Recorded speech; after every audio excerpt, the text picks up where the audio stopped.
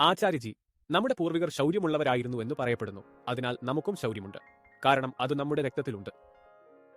അശോകന്റെ രാജ്യവുമായും കരുത്തുമായും താരതമ്യപ്പെടുത്തുമ്പോൾ കലിംഗദേശം ചെറുതായിരുന്നു. കരുത്തും കുറവായിരുന്നു.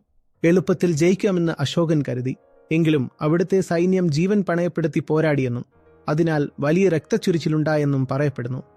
അശോകൻ ഒരു അഹിംസാവാദി രാജാവായി മാറി. കാരണം അദ്ദേഹത്തിന്റെ മുന്നിൽ ഒരു ജീവിക്കുന്ന ബുദ്ധൻ നിലകൊണ്ടിരുന്നു. ബുദ്ധൻ ജീവനോടെ ഉണ്ടായിരുന്നില്ല. എങ്കിലും ആ സമയത്ത് അദ്ദേഹം വളരെ അടുത്ത കാലത്തുള്ള ആളായിരുന്നു. ബുദ്ധന്റെ വചനങ്ങൾ അപ്പോഴും മുഴങ്ങുന്നുണ്ടായിരുന്നു. അശോകൻ എവിടെയായിരുന്നു, അവിടെ ബുദ്ധൻ നടക്കുമായിരുന്നു. അതുകൊണ്ട് അശോകന്റെ ഉള്ളിലെ അജ്ഞാനം മാറുകയും ഹിംസ ഇല്ലാതാവുകയും ചെയ്തു. അന്ന് ബുദ്ധൻ കൊളുത്തിയ വിളക്ക് പുതിയതായിരുന്നു. അശോകന്റെ കാലഘട്ടം വരെ ആ ജ്യോതിസ് ബാക്കിയുണ്ടായിരുന്നു. ബോധത്തിന്റെ സ്വഭാവം നിങ്ങൾ മനസ്സിലാക്കിയിട്ടില്ല. ഒരു തരത്തിൽ നിങ്ങൾ ജാതി വ്യവസ്ഥയിൽ വിശ്വസിച്ചു. നമ്മളെല്ലാം പണ്ഡിതന്മാരുടെ മക്കളല്ലേ, അതുകൊണ്ട് പാണ്ഡിത്യം നമുക്ക് രക്തത്തിൽ കിട്ടിയിട്ടുണ്ട് എന്നാണോ? നമ്മുടെ പൂർവികർ ശൗര്യമുള്ളവരായിരുന്നു, പോരാളികളായിരുന്നു. അവർ ഇത് ചെയ്തു, അത് ചെയ്തു.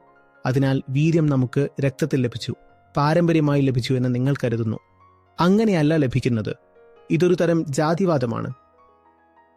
ശരീരത്തിലൂടെ ബോധം ലഭിക്കുമെന്ന് നിങ്ങൾ ചിന്തിക്കുന്നു. ശരീരത്തിലൂടെ ബോധം എങ്ങനെ വരും? ഉയർന്ന കാര്യങ്ങളൊന്നും ശരീരത്തിലൂടെ വരില്ല. അതെ, മാതാപിതാക്കൾക്ക് രോഗമുണ്ടെങ്കിൽ അത് വന്നേക്കാം. ഈ കാര്യങ്ങൾ വ്യക്തിപരമായ തലത്തിലുള്ളവയാണ്. തന്റെ ജീവിതത്തിൽ പ്രകാശം വേണോ വേണ്ടയോ എന്ന് ഓരോ മനുഷ്യനും സ്വയം തീരുമാനിക്കേണ്ടതുണ്ട്.